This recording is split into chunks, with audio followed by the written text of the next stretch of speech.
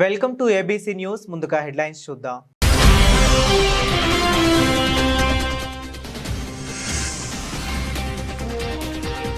నగర ప్రతిష్టను భ్రష్టు పట్టించడమే వైసీపీ లక్ష్యం.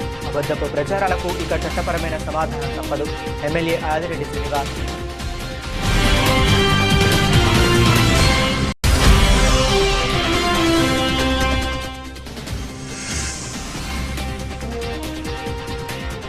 చంద్రబాబు వెన్నుపోటుకు 2 ఏళ్లు.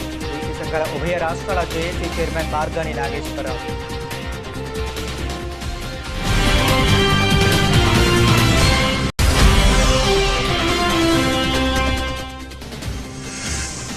చంద్రబాబు వెన్నుపోటుకు 2 ఏళ్లు పేరుతో అనపర్తి నియోజకవర్గం 4 మండల కేంద్రాలలో వైఎస్ఆర్సీపీ ఆధ్వర్యంలో భారీ నిరసన కార్యక్రమం.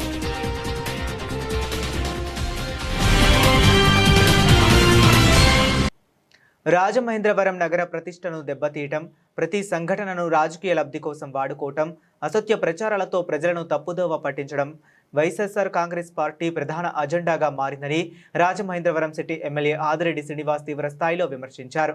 కోరుకొండ రోడ్డులోని ముద్రగడ ఫంక్షన్ హాలులో నిర్వహించిన మీడియా సమావేశంలో ఆయన మాట్లాడారు. ప్రతిపక్షంలో ఉన్నప్పుడు గత 2 సంవత్సరాలుగా తనపై, తన కుటుంబ సభ్యులపై, తన తండ్రిపై, భార్యపై, దివంగత ఎర్రన్నాయుడుపై, తన కుమారుడిపై వైసీపీ నాయకులు వ్యక్తిగత విమర్శలు చేసినప్పటికీ తాను ఎప్పుడూ హద్దులు దాటలేదన్నారు. మీడియా సమావేశంలో ఏపీ శెట్టి బలిజా చైర్మన్ కుడుపూడి సత్యబాబు, కూటమి నాయకులు రెడ్డి మానేశ్వరరావు, పిక్కి నాగేంద్ర, కడియాల వీరభద్రరావు, అడబాల రామకృష్ణ, బుడ్డిగ గోపాలకృష్ణ, కురగంటి సతీష్, చెల్లుబోయిన సూర్యనారాయణమూర్తి, సింహ నాగమణి, చింతపల్లి నాని, కడియాల వాసు, ముసిని బాబురావు, 40వ డివిజన్ పెద్దలు తదితరులు పాల్గొన్నారు. చేస్తున్న కార్యక్రమాలు నగర ప్రజలకి తెలియజేయాల్సిన బాధ్యత గుర్తెరిగి ప్రెస్ మీట్ని పెట్టడం జరుగుతూ ఉంది. ఎంత చిల్లర రాజకీయాలంటే గత 2 సంవత్సరాలుగా చూస్తున్నాం. అర్థం పర్థం లేకుండా అసందర్భమైన సంఘటనలు, ఏ సంఘటన జరిగినా దాన్ని కూటమి ప్రభుత్వానికి ఆపాదించేయాలని, ఏదో విధంగా ఏ సంఘటన జరిగినా రాజకీయ లబ్ధి ఏ విధంగా చేకూరుతుంది అన్న దాని మీదే దృష్టి సారించే పరిస్థితులు వైఎస్ఆర్ కాంగ్రెస్ పార్టీ వాళ్ళు ఉన్నారు. నేను ఒకటే చెప్తా ఉన్నాను, గత 2 సంవత్సరాలుగా నా మీద అనేకమైన వ్యక్తిగత విమర్శలు చేసిన నాడు కూడా నేను ఏ రోజు కూడా నా లైన్ దాట్లా. నా మీద కానీ, నా తండ్రి మీద కానీ, నా భార్య మీద కానీ, కీర్తిశేషులు నా మావయ్య గారు ఎర్రన్నాయుడు గారిని కూడా, ఈ ప్రాంతానికి సంబంధం లేదు, ఆయన రాష్ట్ర స్థాయి నాయకులు, ఇక్కడ రాజకీయంతో సంబంధం లేదు, ఆయన్ని కూడా నా ఇంటి గుమ్మం దగ్గర మీటింగ్ పెట్టి ఎలక్షన్ సమయంలో ఎర్రన్నాయుడు కూతురు ఏకవచనమే నా కొడుకును కూడా రాజకీయంలో లాగారు. ఏ రోజైనా వాళ్ళ ఇళ్లల్లో ఆడవాళ్ళ గురించి కానీ, వాళ్ళ తండ్రి గారి గురించి కానీ, వాళ్ళ భార్య గురించి కానీ ఏనాడైనా నేను మాట్లాడానా? మీరు ఎన్ని చేసినా వదిలేశాను. ఎందుకంటే ప్రజలు గమనిస్తున్నారు. ఈడ్చి కొట్టారు చేసిన తప్పులకి. నేను అనేవాడిని ప్రతిసారి కూడా, నీకు ఏదైనా సంక్షేమ పరంగా కానీ, అభివృద్ధి పరంగా కానీ ఏదైనా ఉంటే మాట్లాడదాం, వైఎస్ఆర్ కాంగ్రెస్ పార్టీ వాళ్ళు రండి, చర్చిద్దాం. రౌండ్ టేబుల్ కాన్ఫరెన్స్ పెట్టారు. రివర్ ఫ్రంట్ దగ్గర విగ్రహాలు తీసేస్తారట, అదట ఇదట అన్నారు. ఎక్కడా కూడా తీయబోము. నీ సామాజిక వర్గం వారు వ్యక్తులు చేస్తున్న కార్యక్రమం రాజకీయపరమైన సమస్యని చిత్రీకరించి నీ జాతి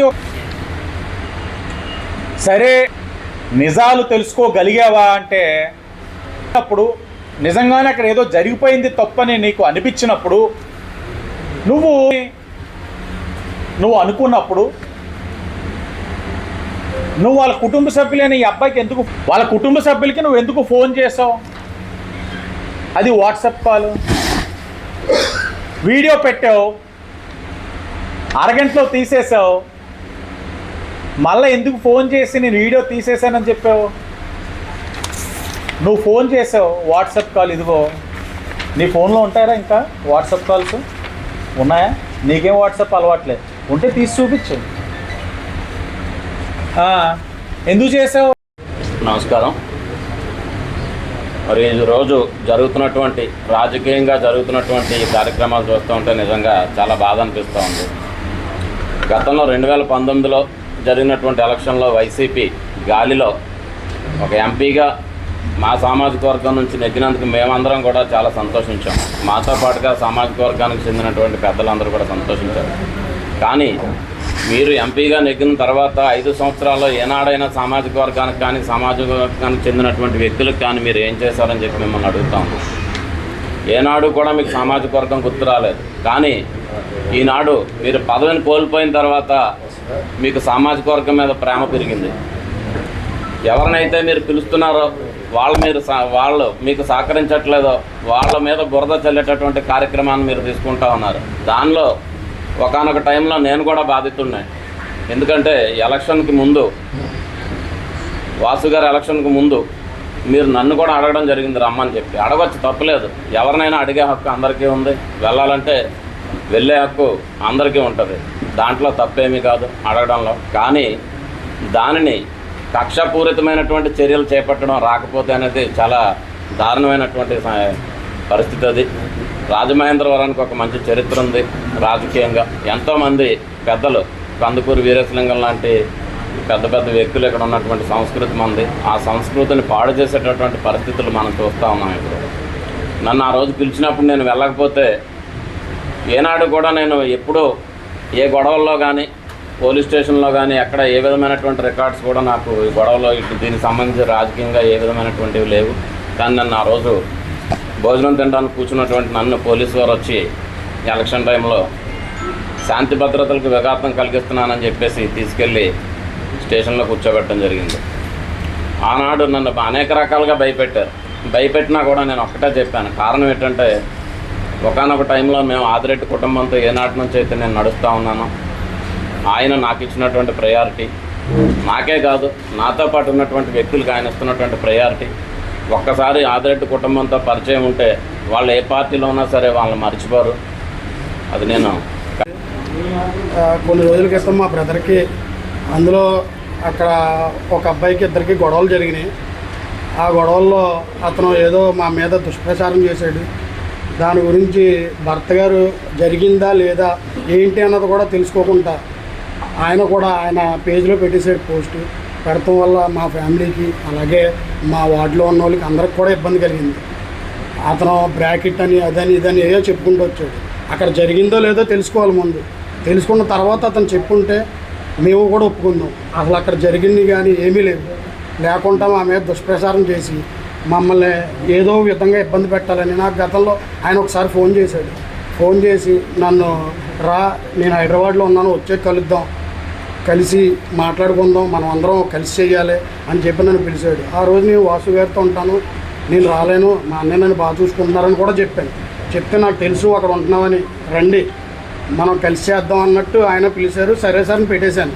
పెట్టిన తర్వాత మొన్న మళ్ళీ ఫోన్ చేశారు, ఏంటి అన్నీ లేకపోతే మాట్లాడదాం అని చెప్పేసి. అంటే నేను రాలేను సార్, నేను తప్పేమీ చేయలేదు, మీ ఇష్టం, మీరు ఎలా నచ్చితే అలా చేయండి అని చెప్పాను. అంటే ఆయన ఈ పోస్ట్ పెట్టారు. ఆ పోస్ట్ పెడతాం వల్ల మాకు అందరికీ చాలా ఇబ్బంది కలిగింది. దానివల్ల మేము ఏం చెప్తున్నామంటే అండి, అది నిజమో కాదో తెలుసుకున్నాక మీరు పోస్ట్ పెట్టుంటే మేము చేద్దాం. ఇంతకుముందు మేము కొద్దిగా వాసు గారి దగ్గర లేనప్పుడు మేము కూడా కొద్దిగా గొడవలకి గోలకి తిరుగుతూ కొద్దిగా ఇబ్బందులు పడుతూ మేము చేసేవాళ్ళమండి. ఆయన దగ్గరికి వచ్చిన తర్వాత ఇటువంటి తప్పు అని చెప్పి మమ్మల్ని చాలా కంట్రోల్ చేసి మమ్మల్ని మార్చారు. అదే పరిస్థితిలో ఉంటే వాళ్ళు మేము కూడా మీ ఇంటి మీదకి వద్దాం, గొడవకి ఖచ్చితంగా వద్దామండి. ఎందుకంటే మా మీద అలాంటి తప్పుడు ప్రచారం చేశారండి. మేము అటువంటిది ఏమీ చేయలేదు సార్. ఆయన ఏం చెప్పారంటే, రాజమహేంద్రవరం చంద్రబాబు చేసిన మోసాలకు ప్రజలే తగిన బుద్ధి చెబుతారని బీసీ సంఘాల ఉభయ రాష్ట్రాల జేఏసీ చైర్మన్ మార్గాని నాగేశ్వరరావు అన్నారు. గురువారం రాజమండ్రి సిటీ, విల్పురం మార్గాని ఎస్టేట్స్లో వైఎస్ఆర్ కాంగ్రెస్ పార్టీ అధ్యక్షులు మాజీ ముఖ్యమంత్రి వైఎస్ జగన్మోహన్ రెడ్డి ఆదేశాల మేరకు వైఎస్ఆర్ కాంగ్రెస్ పార్టీ జాతీయ అధికార ప్రతినిధి మాజీ ఎంపీ మార్గాని భరత్రామ్ ఆధ్వర్యంలో చంద్రబాబు వెన్నుపోటుకు 2 ఏళ్లు రాష్ట్ర వ్యాప్త నిరసనలకు శ్రీకారంగా పోస్టర్ ఆవిష్కరణ కార్యక్రమం నిర్వహించారు. ఈ కార్యక్రమంలో ఉభయ రాష్ట్రాల BC JAC chairman Margani Nageswararao, మాజీ శాసనసభ్యులు Rautu Suryaprakash Rao, Rajahmundry parliament YSR Congress party coordinator doctor Shri Guduri Srinivas తదితరులు పాల్గొన్నారు. తెలంగాణ మార్గాని నాగేశ్వరరావు గారు ఎంచేతంటే 72 ఏళ్ల చరిత్రలో ఒక బీసీ ఎంపీ అయినటువంటి చరిత్ర ఎప్పుడూ లేదు. అటువంటిది ఆయన చేసిన పునాది వలన ఇవాళ మనకి మార్గాని భరతరామ్ గారు పార్లమెంట్ సభ్యులు అవ్వగలిగారు. అలాగే కష్టకాలంలో పార్టీ అంటూ ఉన్నదే అని నమ్మినటువంటి ఇక్కడికి విచ్చేసిన మా సోదరిమణులకి ఎంచేతంటే పొద్దున్న లెక్క ఎన్నో పనుల్లో ఉంటారు, కానీ పార్టీ కార్యక్రమం అనేటప్పటికి అన్నీ వదిలేసి ఇక్కడికి వచ్చేసిన మీ అందరికీ పేరు పేరున ఇక్కడ ఉన్నటువంటి వాళ్ళని ప్రత్యేకించి అటెండెన్స్ రిజిస్టర్ కూడా పెట్టాలి చైర్మన్ గారు. ఎంచేతంటే కష్టకాలంలో ఉన్న వాళ్ళు వచ్చేవాళ్ళు కంపల్సరీగా రిజిస్టర్లో వాళ్ళందరికీ పేరు పేరు నమస్కరించుకుంటూ వాళ్ళ 2 విషయాలు చెప్పి నేను ముగిస్తాను. కూటమి ప్రభుత్వం అధికారంలోకి వచ్చి 2 సంవత్సరాలు అయింది. 2 సంవత్సరాలు అయింది. ఎలాగొచ్చిందంటే ఏ ప్రభుత్వం అధికారంలోకి రావాలంటే మేనిఫెస్టోని చూస్తారు. మాకు ఇన్ని సౌకర్యాలు ఉంటాయా, మాకు ఇన్ని సౌలభ్యాలు ఉంటాయని వస్తాయి.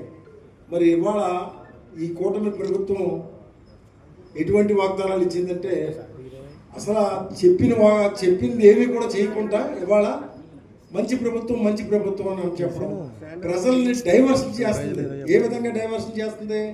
గొడ్డల పార్టీ అంటుంది. గొడ్డల పార్టీ కాదు, నువ్వు ఎవరైతే అన్యాయం చేశాడో అరెస్ట్ చేయి, లోపల అంతేగాని పార్టీని డిమారలైజ్ చేద్దామని అనుకుంటే మాత్రం అది ఎట్టి పరిస్థితులు కూడా సాధ్యం కాదు. ఏం చేయాలంటే ప్రజల హృదయాల్లో చెరగని ముద్ర వేసినటువంటి మహానుభావుడు వైఎస్ఆర్. అటువంటి వైఎస్ఆర్ గారు 2 సార్లు ముఖ్యమంత్రి ఎమ్మెల్యేగా చేసిన అనుభవం నాకు ఉంది. ప్రజల్లో వైఎస్ఆర్ కాంగ్రెస్ పార్టీ నుంచి ప్రతి ఒక్కరిని కూడా చాలా గౌరవిస్తారు. ఎందుకు గౌరవిస్తారంటే చెప్పిన ప్రతి పని కూడా అమలు జరిపినటువంటి party YSR Congress party.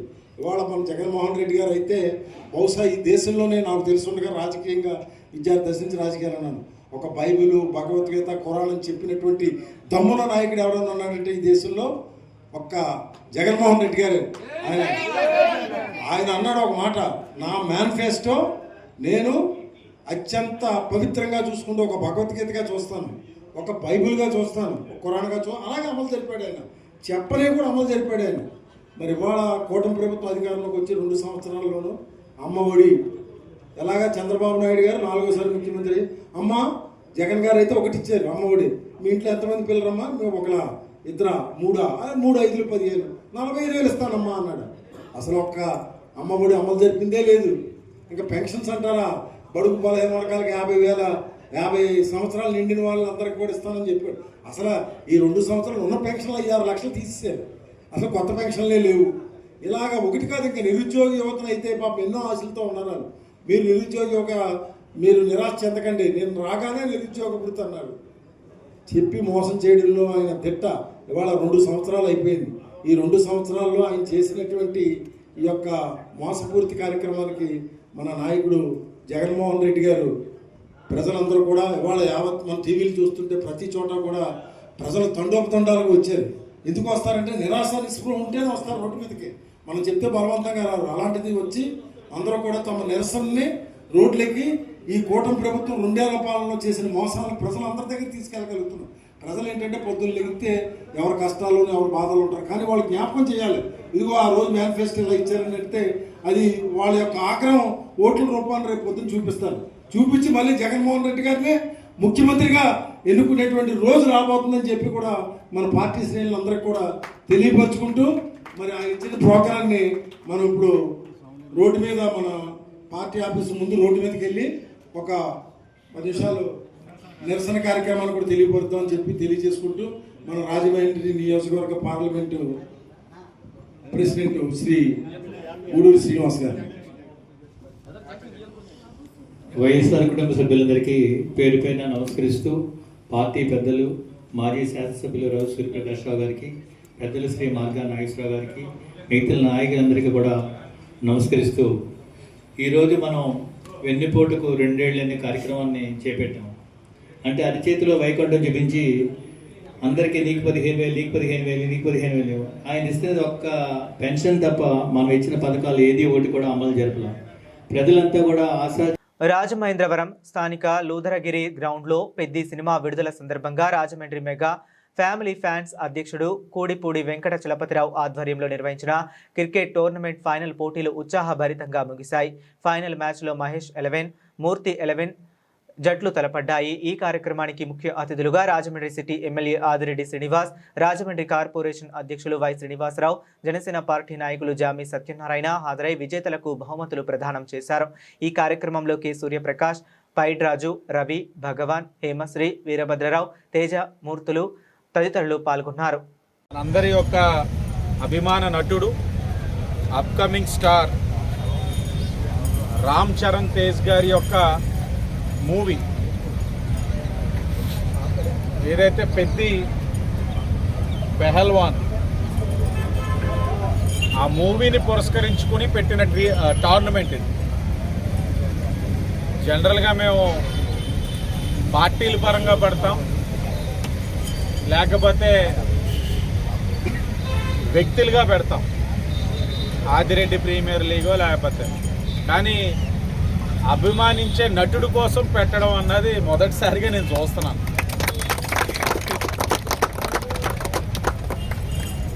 Final చూసాం, చాలా ఉత్కంఠంగా జరిగింది మ్యాచ్.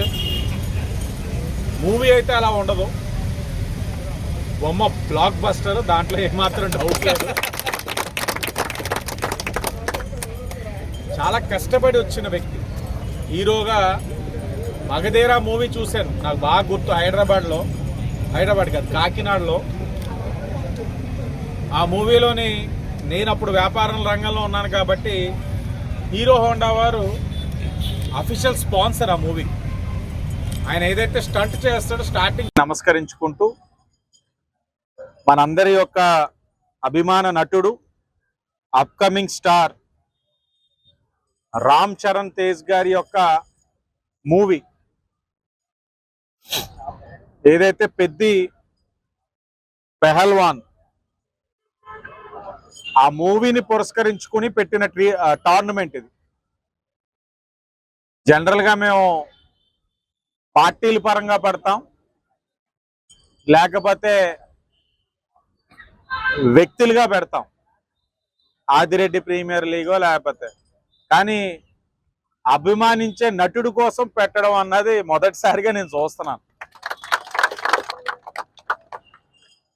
ఫైనల్ ఉత్కంఠంగా జరిగింది మ్యాచ్. మూవీ అయితే అలా ఉండదు, బొమ్మ బ్లాక్ బస్టర్, దాంట్లో ఏమాత్రం డౌట్ లేదు. చాలా కష్టపడి వచ్చిన వ్యక్తి. హీరోగా మగధీర మూవీ చూశాను, నాకు బాగా గుర్తు. హైదరాబాద్ కాదు, కాకినాడలో. ఆ మూవీలోని నేను అప్పుడు వ్యాపారం రంగంలో ఉన్నాను కాబట్టి హీరో హోండా వారు అఫీషియల్ స్పాన్సర్ ఆ మూవీకి. ఆయన ఏదైతే స్టంట్ చేస్తాడో స్టార్టింగ్ స్టంట్ ఆయన వాడిన బైక్ హీరో కాబట్టి బ్రాండ్ని ప్రమోట్ చేసే ప్రక్రియలో నేను కూడా వెళ్ళి మూవీ చూసి ఏముంటుందిలే అనుకున్నా. ఫస్ట్ హాఫ్ ఒక లెక్క అయితే సెకండ్ హాఫ్ ఇంకో లెక్క. దాన్ని మించే విధంగా ఈ మూవీ ఉంటుంది అన్నది అంచనాలు. తప్పకుండా విన్నర్స్ రన్నర్స్ కూడా మూవీ చూసే విధంగా టికెట్లు కూడా ఇచ్చారు. అంటే ఇప్పుడు దాకా టోర్నమెంట్ లో ప్రైజ్ మనీ ఉంటుంది, కప్పులు ఇస్తాం, మెడల్స్ ఇస్తాం. మూవీ టికెట్లు ఇవ్వడం కూడా నేను ఇప్పుడు దాకా ఎక్కడ చూడలేదు. అంటే ఎన్ని విధాలుగా పాడు చేయాలో అన్ని విధాలుగా పాడు చేసే ఆలోచన విధానం అంతా కూడా వెనకాల ఎవరున్నారు అంటే వై శ్రీనివాస్ గారి బుర్రే ఉందన్నది నా ప్రగాఢమైన నమ్మకం. చంద్రబాబు వెన్నుపోటుకు 2 ఏళ్ల పేరుతో అనపర్తి నియోజకవర్గం 4 మండల కేంద్రాలలో వైఎస్ఆర్సీపీ ఆధ్వర్యంలో భారీ నిరసన కార్యక్రమం నిర్వహించారు. ఈ సందర్భంగా టీడీపీ మేనిఫెస్టో ప్రతులు, చంద్రబాబు, పవన్ కళ్యాణ్ సంతకం చేసిన బాండ్లు, పత్రికా ప్రకటనల కాపీల దహనం చేశారు. అనంతరం కూటమి ప్రభుత్వానికి వ్యతిరేకంగా నినాదాలు చేస్తూ నిరసన తెలియజేశారు. ఈ సందర్భంగా వైఎస్ఆర్సీపీ నాయకులు మాట్లాడుతూ ఎన్నికల సమయంలో ప్రజలకు ఇచ్చిన హామీలను అమలు చేస్తామని నమ్మించి అధికారంలోకి వచ్చిన ముఖ్యమంత్రి చంద్రబాబు నాయుడు అధికారంలోకి వచ్చిన తర్వాత తర్వాత అదే ప్రజలకు వెన్నుపోటు పొడిచారని వైఎస్ఆర్ కాంగ్రెస్ పార్టీ నాయకులు తీవ్ర స్థాయిలో విమర్శించారు. ఈ కార్యక్రమంలో జిల్లా మండల నాయకులు, అనుబంధ విభాగం నాయకులు, కార్యకర్తలు పాల్గొన్నారు.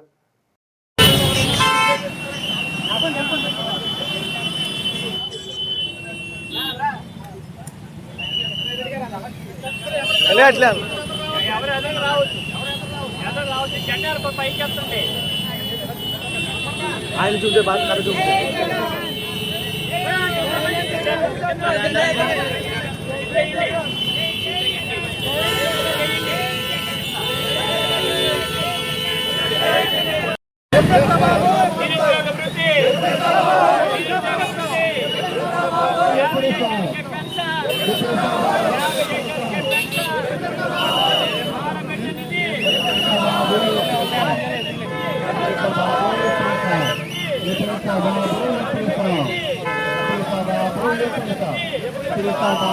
పెన్షన్ కూడా ఈనాటికి కూడా అమలు చేయలేదు అని చెప్పి చెప్తా ఉన్నారు. ఇది కూడా ప్రధాన అంశమే. ఎందుకంటే 50 సంవత్సరాలు నిండిన ప్రతి ఒక్కరికి కూడా పెన్షన్ ఇస్తానని చెప్పడం జరిగింది. జై జగన్, జై జగన్, జై జగన్, జై జగన్. కూటమి ప్రభుత్వం నశించాలి, కూటమి ప్రభుత్వం నశించాలి, కూటమి ప్రభుత్వం నశించాలి, కూటమి ప్రభుత్వం నశించాలి, కూటమి ప్రభుత్వం నశించాలి, కూటమి ప్రభుత్వం నశించాలి, కూటమి ప్రభుత్వం నశించాలి, కూటమి ప్రభుత్వం నశించాలి, కూటమి ప్రభుత్వం నశించాలి, కూటమి ప్రభుత్వం నశించాలి, కూటమి ప్రభుత్వం నశించాలి, కూటమి ప్రభుత్వం నశించాలి, కూటమి ప్రభుత్వం నశించాలి, కూటమి ప్రభుత్వం నశించాలి, కూటమి ప్రభుత్వం నశించాలి. ఓటకప్పు హామీలు ఇచ్చిన ప్రభుత్వం, ఓటకప్పు హామీలు ఇచ్చిన ప్రభుత్వం, ఓటకప్పు హామీలు ఇచ్చిన ప్రభుత్వం. ప్రజా సమస్యలు పరిష్కరించేందుకు కూటమి ప్రభుత్వం కృషి చేస్తుందని రూరల్ శాసనసభ్యులు శ్రీ గోరెంట్ల బుచ్చయ్య చౌదరి పేర్కొన్నారు. ఈరోజు గోరెంట్ల కార్యాలయానికి అనేక వినతి పత్రాలతో ప్రజానీకం పోటెత్తారు. కడియం పేపర్ మిల్ కార్మికులు తమ సమస్యను పరిష్కరించాలని ఎమ్మెల్యే గోరెంట్లను కోరగా కూటమి ప్రభుత్వం అధికార పక్షాన నిలుస్తుందని, పేపర్ మిల్లు యాజమాన్యంతో ఎప్పటికప్పుడు మంత్రులు, జిల్లా స్థాయి అధికారులు చర్చలు జరుపుతున్నారని, ఖచ్చితంగా కార్మికులకు న్యాయం చేస్తారని గోరెంట్ల హామీ ఇచ్చారు. పలువురు ప్రజానీకం నుండి వినతులు స్వీకరించి సంబంధిత శాఖ అధికారులతో మాట్లాడి అక్కడికక్కడే సమస్యలు పరిష్కరించారు. అలాగే ముఖ్యమంత్రి సహాయ నిధి అభ్యర్థనలను స్వీకరించారు.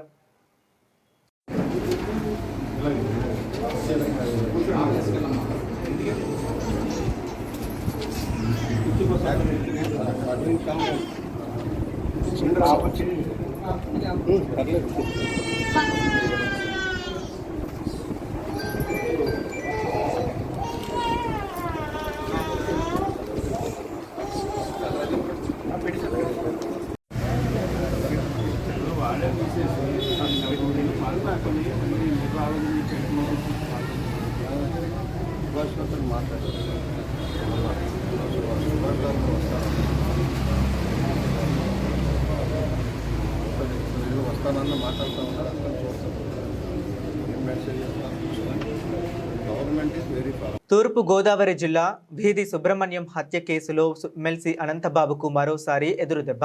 బెయిల్ మంజూరు చేయాలని కోరుతూ జిల్లా కోర్టులో అనంతబాబు పిటిషన్పై వాదనలు విన్న అనంతరం తీర్పు వెలువరించిన కోర్టు అనంతబాబు దాఖలు చేసిన బెయిల్ పిటిషన్ను డిస్మిస్ చేసిన ఏసీబీ కోర్టు న్యాయమూర్తి ఎల్ వెంకటేశ్వరరావు కీలక ఆదేశాలు. అనంతబాబు దాఖలు చేసిన తాజా బెయిల్ పిటిషన్ కొట్టివేత. కేసు తదుపరి విచారణపై ఆసక్తి నెలకొన్నది. వీధి సుబ్రహ్మణ్యం హత్య కేసులో న్యాయపరమైన పరిణామాలు కొనసాగుతున్నాయి. కోర్టు నిర్ణయంతో రాజకీయ న్యాయ వర్గాల్లో చర్చ. బెయిల్ పిటిషన్ డిస్మిస్తో అనంతబాబుకు తాత్కాలికంగా ఊరట లభించలేదు. వీధి సుబ్రహ్మణ్యం హత్య కేసులో ముద్దాయిగా ఆరోపణలు ఎదుర్కొంటున్నటువంటి వైఎస్ఆర్సీపీ ఎమ్మెల్సీ అనంతబాబు గతంలో 218 రోజుల అనంతరం సుప్రీంకోర్టును ఆశ్రయించి నిర్దేశించిన సమయంలో పోలీసు వారు ఛార్జ్షీట్ వేయలేదు కాబట్టి డిఫాల్ట్ వేయమని ముందు ఇంటీరియం బెయిల్, తర్వాత రెగ్యులర్ బెయిల్ డిఫాల్ట్ బెయిల్ తెచ్చుకోవడం జరిగింది. అయితే ఆ డిఫాల్ట్ బెయిల్ సుప్రీంకోర్టు ఇచ్చినటువంటి ఆదేశాల్లో కొన్ని నిబంధనలు పెట్టారు. దానిలో ప్రత్యక్షంగా కానీ పరోక్షంగా కానీ వీధి సుబ్రహ్మణ్యం హత్య కేసులో సాక్షులను ప్రభావితం చేయటం కానీ, ప్రలోభపరచడం కానీ చేయకూడదు, చేస్తే తదుపరి చర్యలు తీసుకోవడం జరుగుతుందన్నారు. దాని ప్రకారమే అనంతరం ఈ హత్య కేసులో, వీధి సుబ్రహ్మణ్యం హత్య కేసులో విచారణ ప్రారంభానికి ముందు ఆల్రెడీ దాంట్లో ఒక 4 సాక్షుల్ని ప్రభావితం చేశారని పోలీసు వాళ్ళు దృష్టికి వచ్చింది. దాని మీద విచారణ సంస్థలు కేసు నమోదు చేసినాయి. దాంట్లో కూడా అనంతబాబు గారిని అరెస్ట్ చేశారు. సరే, దాంట్లో కూడా బెయిల్ వేసుకున్నారు, అది కూడా డిస్మిస్ అయింది. అలాగే ఇప్పుడు వీధి సుబ్రహ్మణ్యం ఏదైతే హైకోర్టు, సుప్రీంకోర్టు యొక్క నిబంధనలను ధిక్కరించి బెయిల్ నిబంధనలను ధిక్కరించారని చెప్పి అన్నారు. అప్పుడు ఆ బెయిల్ నిబంధనలను ధిక్కరించినారు కాబట్టి, సుప్రీంకోర్టు యొక్క ఆర్డర్స్ను కూడా ధిక్కరించినారు కాబట్టి ఆ బెయిల్ రద్దు చేయమని పిటిషన్ వేసి దాని ఆధారాలు న్యాయస్థానంలో పెట్టాము. పరిశీలించిన తర్వాత, వాద ప్రతివాదనల తర్వాత గతంలో అనంతబాబుకి ఇచ్చిన బెయిల్ను రద్దు చేస్తూ న్యాయస్థానం ఆదేశాలు ఇచ్చింది. తర్వాత దాంట్లో జైల్లో ఉన్నారు, సెంట్రల్ జైల్లో. తదుపరి ఇటీవల కాలంలో కూటమి ప్రభుత్వం రెడ్ బుక్ రాజ్యాంగంతో ఆంధ్రప్రదేశ్ రాష్ట్రాన్ని చిన్నాభిన్నం చేసిందని తూర్పు గోదావరి జిల్లా వైఎస్ఆర్ కాంగ్రెస్ పార్టీ అధ్యక్షులు చెల్లుబోయిన వేణుగోపాలకృష్ణ ఆరోపించారు. అనేక అబద్ధపు హామీలు ఇచ్చి అధికారంలోకి వచ్చిన చంద్రబాబు నాయుడు గారి నేతృత్వంలోని కూటమి ప్రభుత్వం ఇచ్చిన హామీలు అన్నిటినీ గాలికి వదిలేసి వారి సొంత మనుషులకు రాష్ట్రాన్ని దోచిపెడుతూ పబ్బం గడుపుతున్నారని, ప్రతి మంగళవారం అప్పు కోసం బ్యాంకుల చుట్టూ తిరుగుతూ కొన్ని వేల కోట్లు అప్పులు తెస్తున్నా ఏ పేదవాడికి ఎటువంటి లబ్ధి చేకూర్చలేదని ఈ కార్యక్రమంలో మాజీ పార్లమెంట్ సభ్యులు గిరిజల స్వామినాయుడు, కడియం మండల పార్టీ అధ్యక్షులు యాదవుల సతీష్ చంద్ర, స్టాలిన్, బత్తిన శ్రీధర్, గొబ్బల రామ్మూర్తి, బుడ్డిగి పండు, గంగారావు పెద్ద ఎత్తున అభిమానులు హాజరయ్యారు.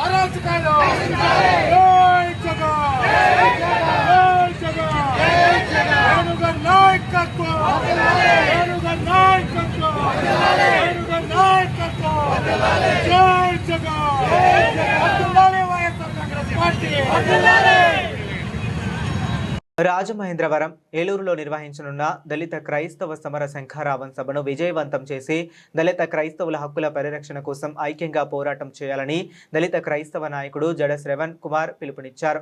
రాజమండ్రి ప్రెస్ క్లబ్లో గురువారం నిర్వహించిన మీడియా సమావేశంలో ఆయన మాట్లాడుతూ దళిత క్రైస్తవులు ఎదుర్కొంటున్న సామాజిక, ఆర్థిక మరియు రాజ్యాంగ హక్కుల సమస్యలపై ఈ సభ ద్వారా ప్రభుత్వాల దృష్టిని ఆకర్షించనున్నట్లు తెలిపారు. దళిత క్రైస్తవులకు న్యాయం జరిగే వరకు తమ పోరాటం కొనసాగుతుందని స్పష్టం చేశారు. దళిత క్రైస్తవుల హక్కుల సాధన కోసం నిర్వహిస్తున్న సమర శంఖారావం సభకు పెద్ద సంఖ్యలో ప్రజలు, సంఘాల ప్రతినిధులు, యువత హాజరై విజయవంతం చేయాలని ఆయన కోరారు. ఈ మీడియా సమావేశంలో పలువురు దళిత క్రైస్తవ సంఘాల నాయకులు, కార్యకర్తలు పాల్గొన్నారు. 2019-24 తరువాత 2019-24లో ఆంధ్రప్రదేశ్ రాష్ట్రంలో జరిగిన పరిణామాల తర్వాత 2024లో ఎన్నో ఆశలతోటి జరిగిన అన్యాయాల నుంచి రక్షణ కలుగుతుంది అని, జీవితాలు బాగుపడతాయని 164 సీట్లతోటి ఒక ప్రభుత్వాన్ని అత్యధికంగా మెజారిటీతో గెలిపించినటువంటి రాష్ట్ర ప్రజలు ఈ కూటమి ప్రభుత్వం దిగ్విజయంగా 2 సంవత్సరాలు పూర్తి చేసుకుంది. సక్సెస్ఫుల్గా 3వ సంవత్సరంలోకి అడుగుపెట్టినటువంటి కూటమి ప్రభుత్వ పరిపాలనలో ఈ 2 సంవత్సరాలు రాష్ట్ర ప్రజలకు జరిగిన మంచి ఏంటో చెడేంటో రాష్ట్ర ప్రజలందరూ కూడా ఆత్మపరిశీలన చేసుకుంటున్నారు. అది ఒక సెట్ ఆఫ్ థింగ్స్గా మూవ్ అవుతా ఉంది. ఆంధ్రప్రదేశ్ రాష్ట్రంలో గత 5 నెలల నుంచి 4 నెలల నుంచి ఒక యుద్ధ వాతావరణం తలపించేటువంటి అంశం దళిత క్రైస్తవం. ఈ అంశం ఎక్కడి నుంచి మొదలైంది అంటే భీమవరం జిల్లాలో ఆకువీడు పెద్దపేటలో ఒక మతపరమైనటువంటి కట్టడం నుంచి ఈ రాష్ట్రంలో ఒక దుర్మార్గకరమైనటువంటి చర్చకి రాజ్యాంగ పదవిలో ఉన్నటువంటి రఘురామకృష్ణరాజు గారు తెరలేరు.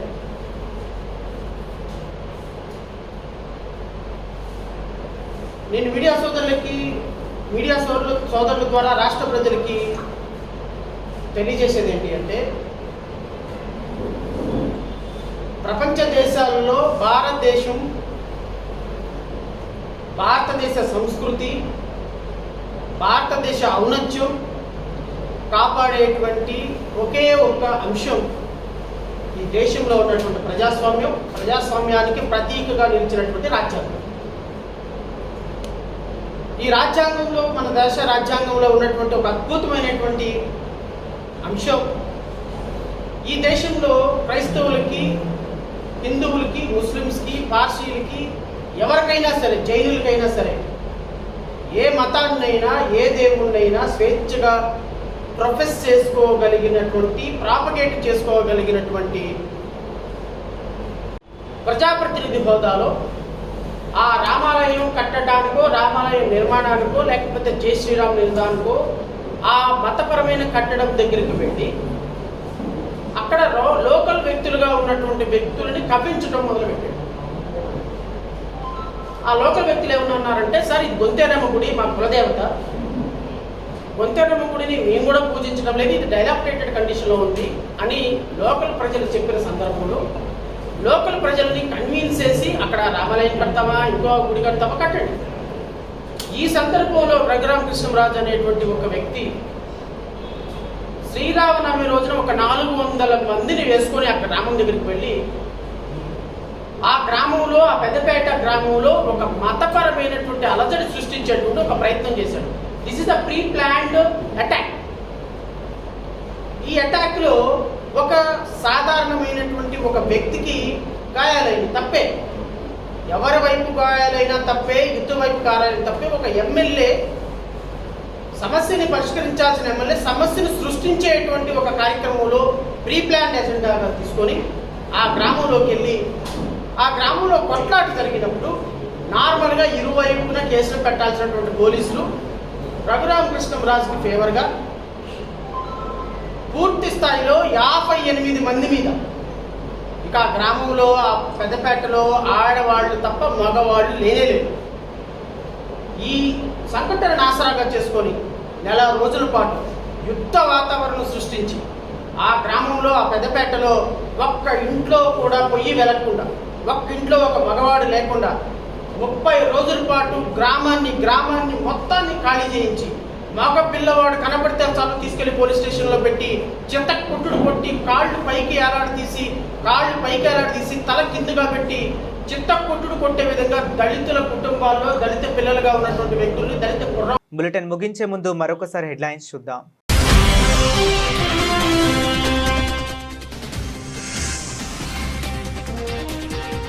నగర ప్రతిష్టను భ్రష్టు పట్టించడమే వైసీపీ లక్ష్యం. అబద్ధపు ప్రచారాలకు ఇక చట్టపరమైన సమాధానం తప్పదు. ఎమ్మెల్యే ఆదిరెడ్డి శ్రీనివాస్.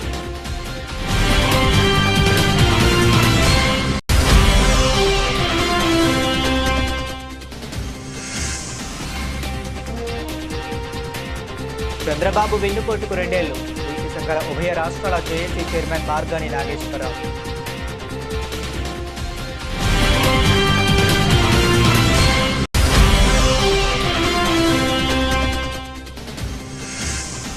చంద్రబాబు వెన్నుపోటుకు 2 ఏళ్లు.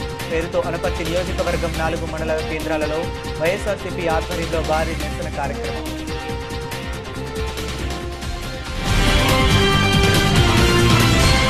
ఇవి ఇప్పటి వరకు ఉన్న అప్డేట్స్. మరిన్ని అప్డేట్స్ కోసం కీప్ వాచింగ్.